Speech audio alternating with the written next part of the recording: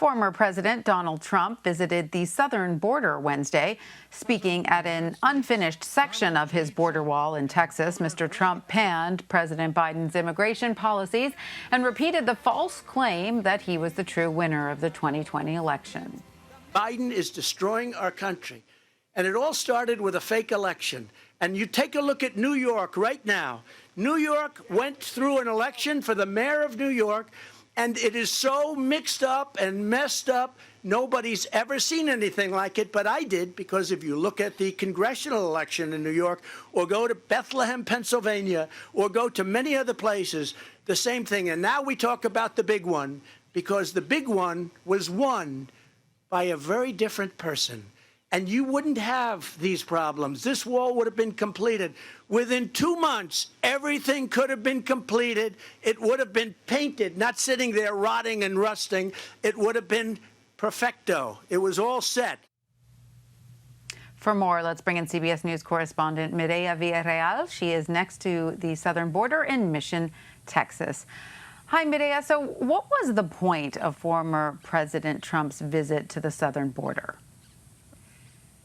That is a very good question.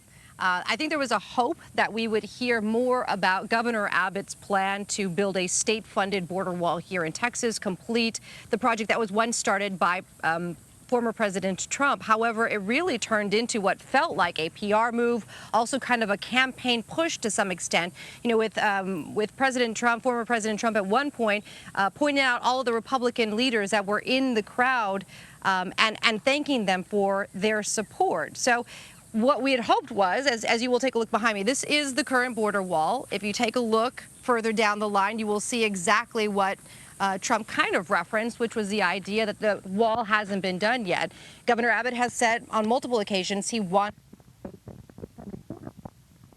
gaps just like this.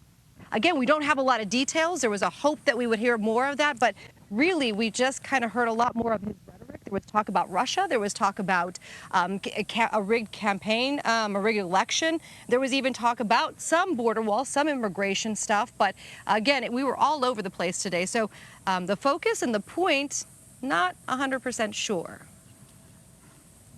And Mireya, explain the tensions, if you will, between the state governments of border states and the Biden administration when it comes to dealing with the rising number of crossings by migrants. I think where you're going to see the most friction is in places like Arizona and Texas. These are the two states that are that have been known to be Republican and have Republican leaders behind them. So you take a Governor Abbott, for example. I mean, he realized and he saw exactly what immigration did for Trump in his first election. He knows that this is a very polarizing issue. So I think for him, he's trying to capitalize and become this person that takes a hold of homeland security, border security, and says, I will fix this for you. I am the second coming. I am right behind where Trump, started, and I'm going to finish this for him. So I think that is a lot of what we will see, especially from Republican leaders. The friction right now is that you have what I just showed you. You have a border wall that was started by the Trump administration, and it wasn't finished. But just to be very clear, I mean, this border wall was really started during the Bush administration. Some of it was completed during Obama as well. Then we had obviously Trump, and now we have Biden coming in. And to tell you the truth, we just heard that there will be about $19 million spent to reinforce the levees here in South Texas and help build new border wall. But again, that's not sexy when you're talking about politics. And so when you're listening to a Governor Abbott, he is going to say, listen, we need to build the whole border wall across the entire southwest border. And the reality is that's just not possible. Yeah, no, I've lived in El Paso, Texas. I know the reality of it, which a lot of Americans may not quite understand. It is really not possible. So the ACLU filed the first class action lawsuit against the Biden administration over its immigration policies Wednesday. What is their complaint? I think right now that boils down to Immigration Customs Enforcement, and most people know this as ICE. ICE was actually trying to transport some families out of detention facilities out in the Northeast. The ACLU is stepping in right now and asking that that not happen. This probably goes to the grander conversation, the bigger conversation of really in general, when you have migrants that are crossing the border, even for example, taking them from this location and then shipping them out to other parts of the country. ACLU is stepping in and saying this is not humane. We don't want to separate families. We want to keep them closer to where they need to be if and when they do need to go to court to seek asylum. So that's what that complaint is about. And Mireya, at the border, you saw more than 200 people cross into Texas this week and spoke with a conservative pastor who provides food and water to migrants. What did you learn from that trip?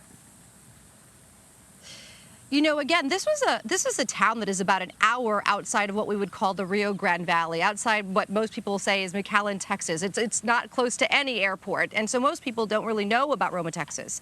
But this pastor would go out, or has been going out, almost every other day to try and help these migrant families as they are crossing into the U.S. And while he is conservative himself, he also understands that this needs to be met with compassion. He realizes right now federal agents that are patrolling this border wall, he understands that right now there is not enough of them, especially in his area. People are having their homes, their ranches, trespassed on. He is worried about the safety of his family and of his church members, so he goes out and he tries to help them. Now, just to be very clear, once they do cross the river in those rafts, then he walks them up to the main road where there is usually a makeshift Border Patrol processing facility, and then he turns them over to Border Patrol and walks away at the end of the night. So for us, it's a reality check, really, of while we hear politicians talking about continuing to build this border wall, this really boils down to the communities along the border that are suffering and asking for help. That's what we really need to take a look at. Absolutely. Well, Mireya Villarreal in Mission, Texas, thank you so much for joining us. Thanks again.